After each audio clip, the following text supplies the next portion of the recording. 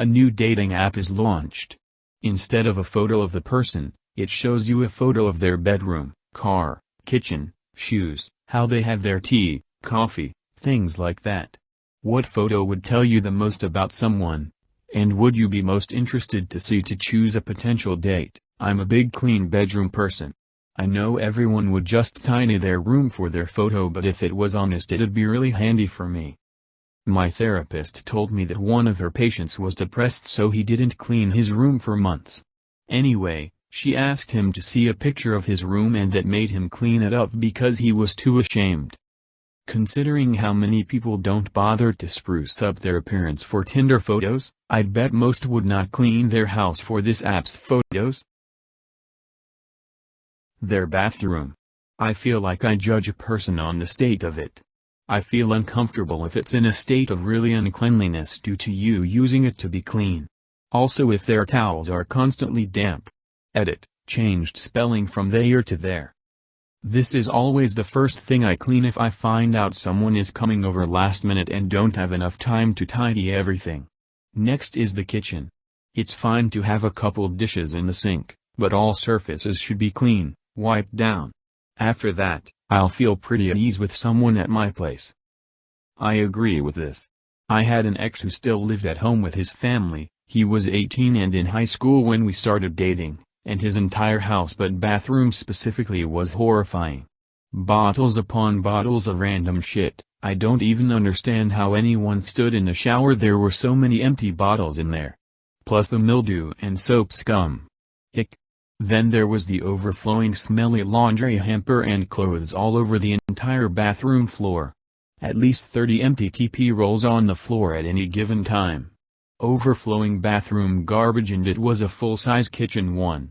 Not a square inch of counter space to put anything because there was so much filth and shit everywhere. And don't forget the random sprinkling of cigarette butts. All under a nice layer of dust.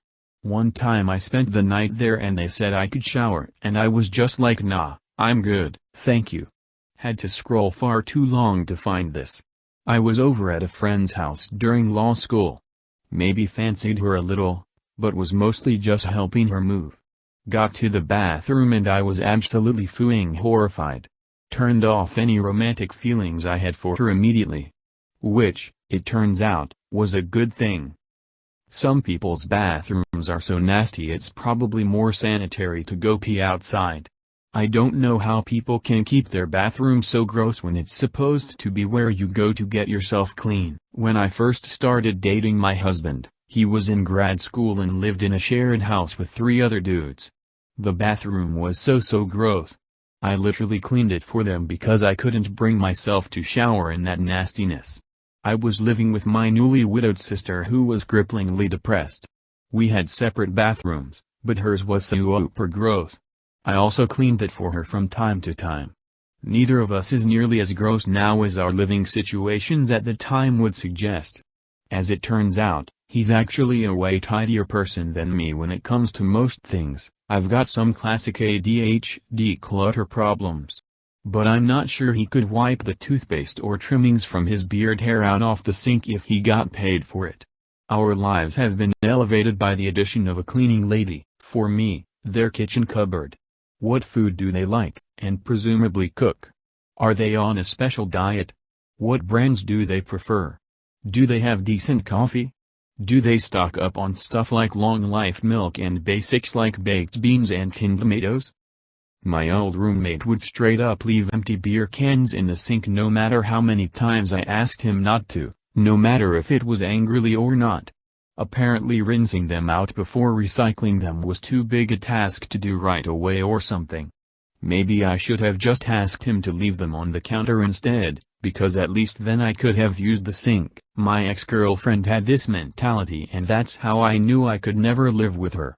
I always wash my dishes within 24 hours, but if someone's gonna freak out about one cup or plate then they are way too high maintenance for me. The sink is the heart of a kitchen.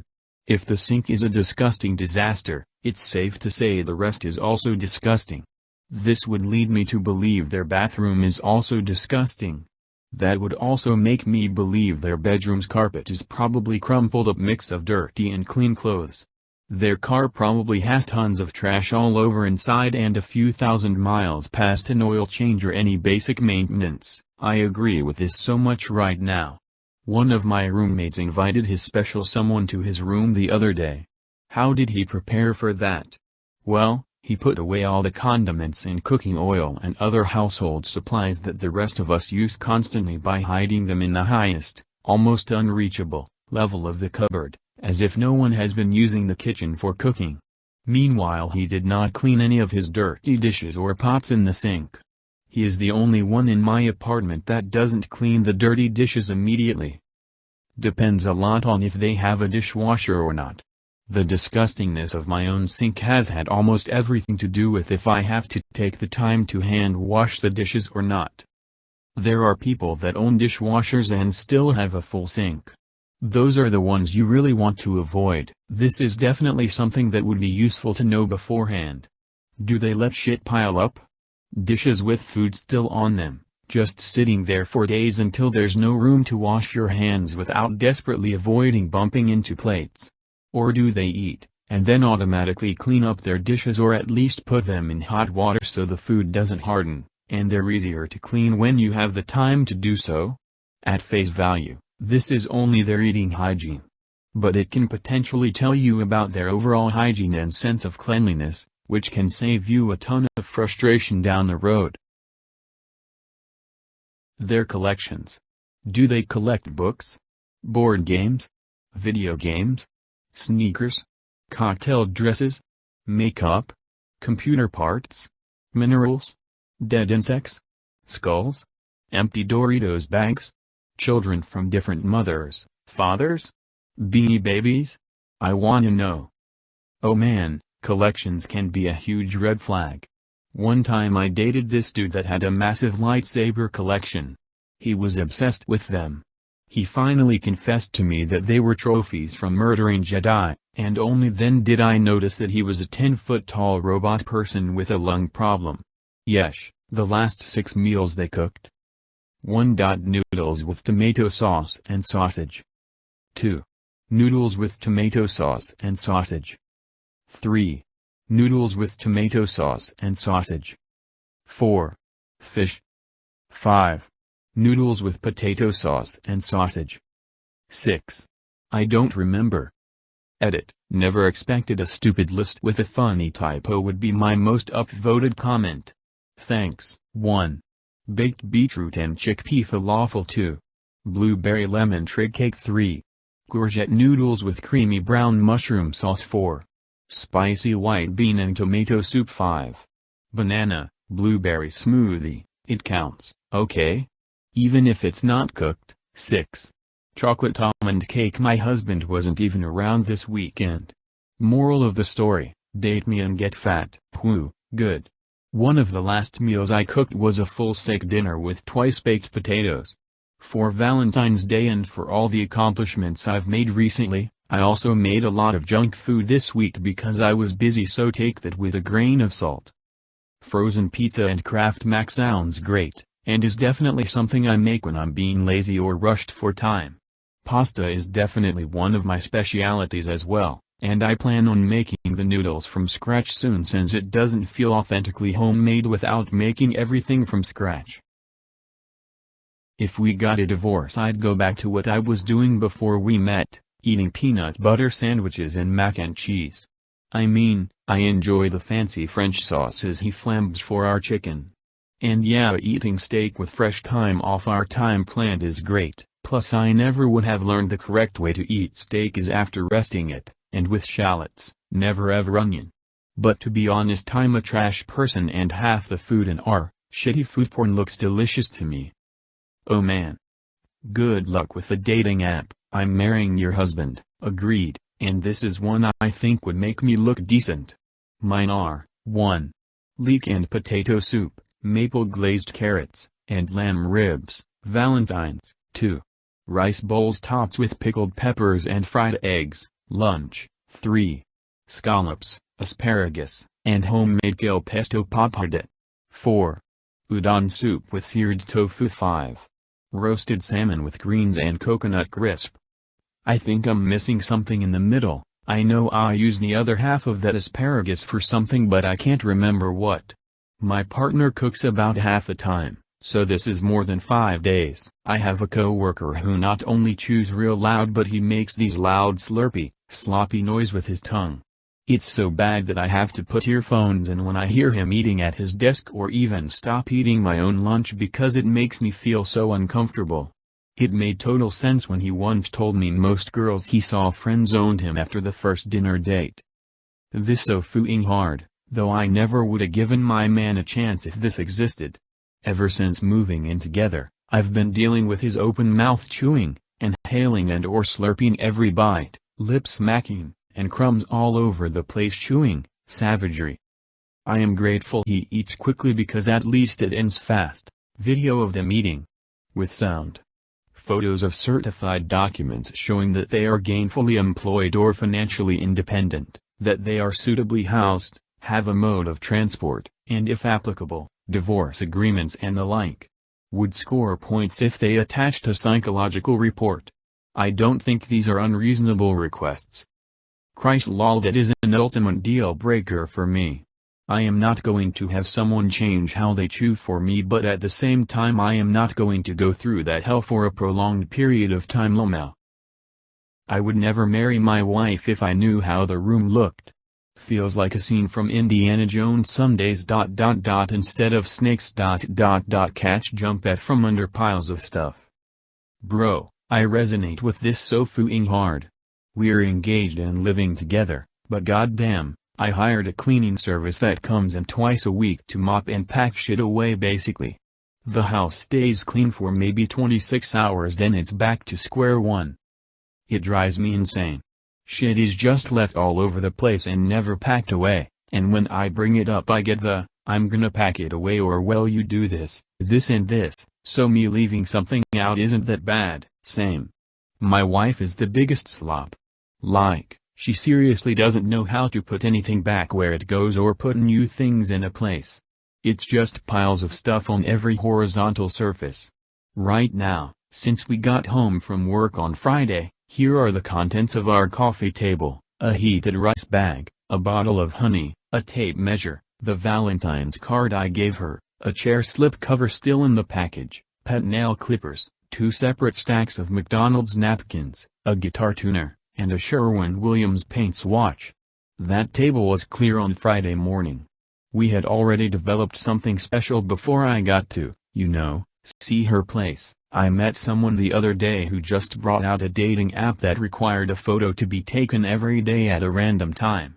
You only had 15 seconds to take a photo of yourself so you couldn't fake what you look like. He told me sometimes he had to take a picture in a busy metro. Pretty interesting concept. If you missed a photo opportunity you couldn't use the app for the rest of the day.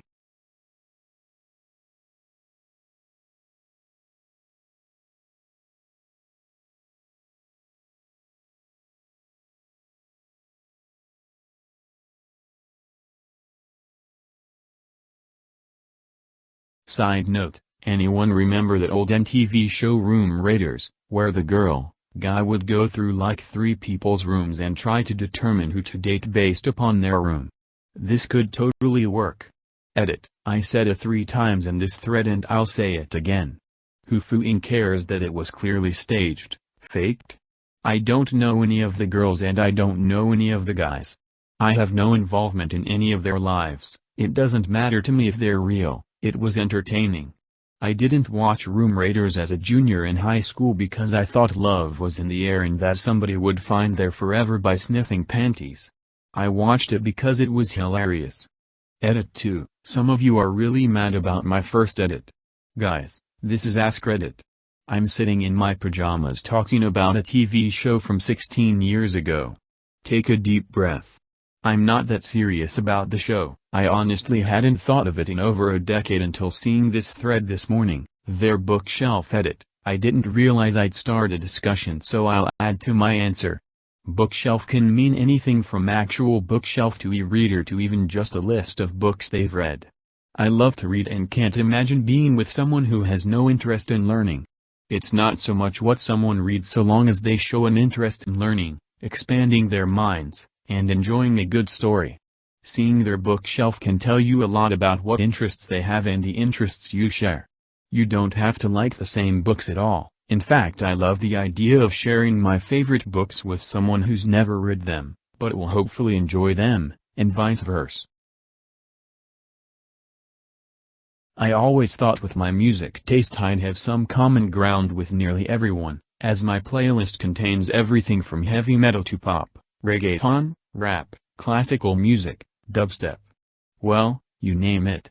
In reality, everyone has something to complain about, at least one or multiple genres that I listen to, and I swear nearly every single person tells me I have bad taste in music, even if I listen to exactly the same bands as them. Just because I also listen to things on the other side of the spectrum, I'd say probably their bedroom, as you can tell a lot about someone through this. I mean, it's their own space where they can relax and decorate it however they'd like.